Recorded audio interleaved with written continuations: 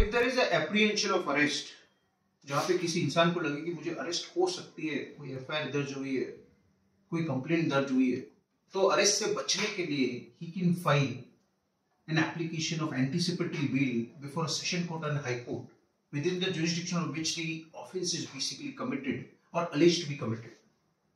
So earlier section 438 of Code of Criminal Procedure was the governing provision so far as anticipatory bail is concerned, जहां पे anticipatory bail देते वक्त basically court ने क्या factors consider करने हैं. There are multiple factors which court needs to consider, which is mandatory on the court. Ki court has to see whether under these factors the anticipatory needs to be granted or rejected. Whereas in new act, that is BNSS, section 482 is the governing provision so far as anticipatory bail is concerned. और जहां पे जो court के discretionary powers है उनको बढ़ा दिया गया है और ये जो फैक्टर्स दिए गए वो BNSS में डिलीट किए गए. It is absolute discretion of the court considering few factors which court thinks fit while granting the anticipatory bail. So now let's dive into the factors which are necessary so far as CRPC is concerned for granting anticipatory bail. Number one, nature and gravity of accusation.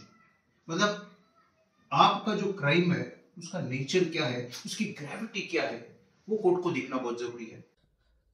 कुछ मुंह में घुसेड़ा, उसके बाद गले को उधेड़ के नाक से बाहर निकाला, उसके बाद मेरी बत्ती गुल हो गई.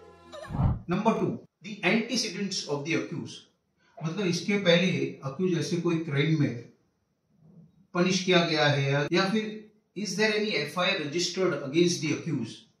So that factor needs to be considered while granting an anticipatory bail. Number 3, the possibility of an accused to flee away from the justice.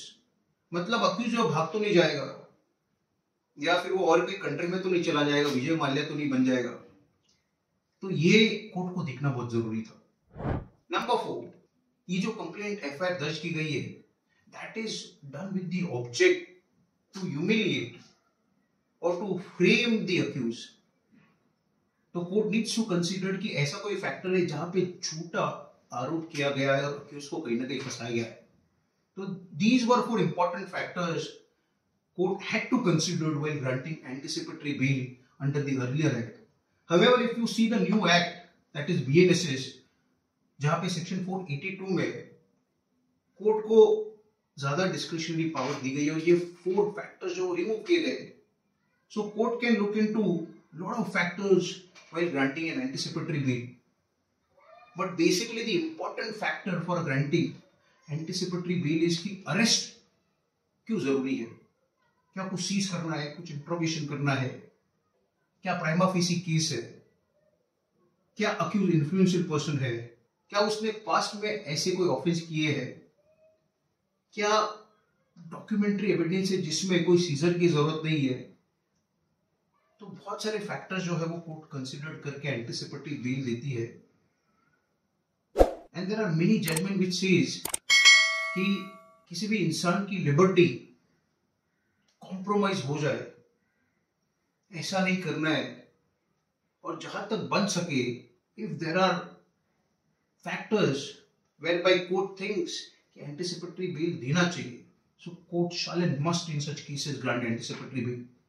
Whereas while rejecting the anticipatory bail, court has to give the reasoning that why the court is rejecting the anticipatory bail. Therefore, जो earlier act था उसमें anticipatory bail और जो new act है उसमें बहुत सारी चीजें जो है वो रिमूव की गई है.